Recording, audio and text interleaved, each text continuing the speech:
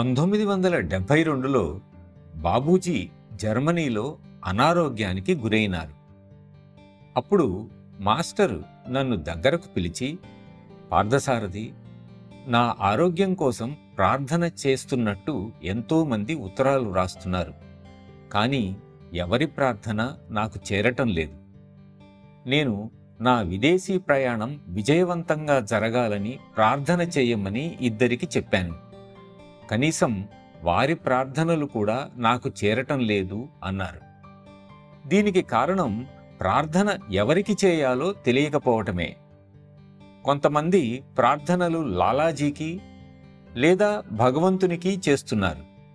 కానీ మాస్టరు ఆరోగ్యం గురించి మాస్టరుకే ప్రార్థన చేయాలనే విషయం తెలియకపోవటమే ఇందుకు కారణం.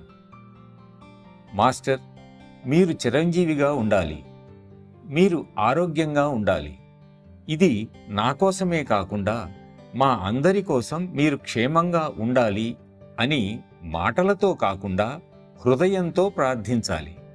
అప్పుడే ఆ ప్రార్థన సత్ఫలితాన్ని ఇస్తుంది.